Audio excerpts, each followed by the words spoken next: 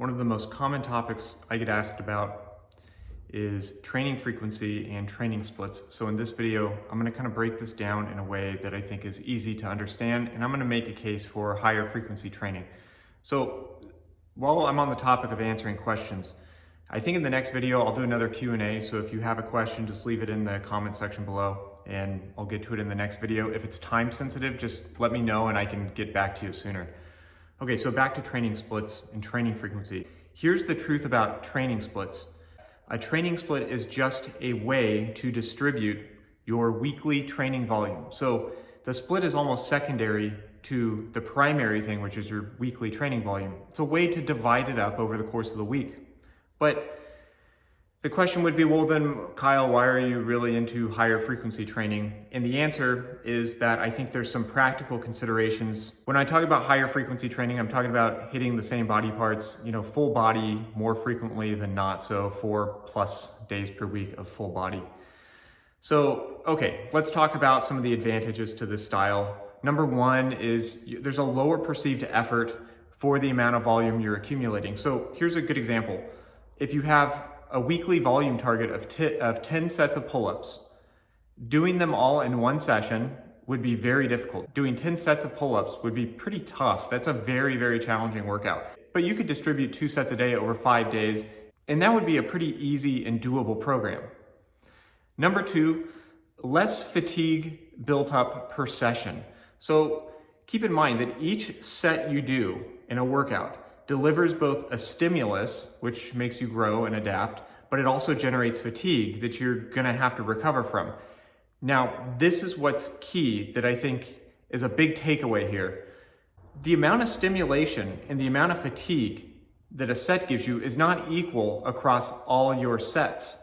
So your first set actually gives you the strongest stimulus and contributes the least to your fatigue. And every set after that is going to deliver a weaker stimulus, but more and more fatigue. So you get a sort of diminishing returns. Imagine you're doing your 10 sets in a workout. By that 10th set, you're hardly adding any additional training effect by adding that 10th set. It's not going to make you grow anymore, but it will certainly add disproportional amount of fatigue that you're now going to have to recover from. So by training more frequently, you'll benefit from keeping your sets more stimulating and less fatiguing. Number three, soreness. You actually will get less sore by training frequently. I know it's a little counterintuitive. Keep in mind that novel stimuli, so new things that you're doing or things that your body is not accustomed to, those are going to be the things that make you sore. So by doing something frequently, you're going to actually reduce your soreness.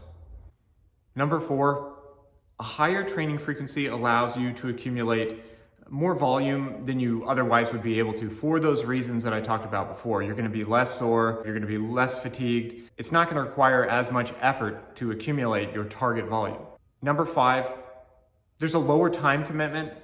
So the more frequently you train, the less time you have to spend training per session. And I like things with a small time investment because this makes them easier and more accessible, and you're more likely to continue doing something that's easy and accessible with a smaller time investment.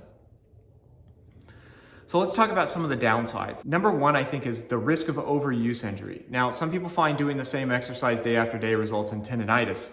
That is the same for me. Like I cannot do the same movement day after day. I'll get an overuse injury. So the solution to this problem is very simple. Variety.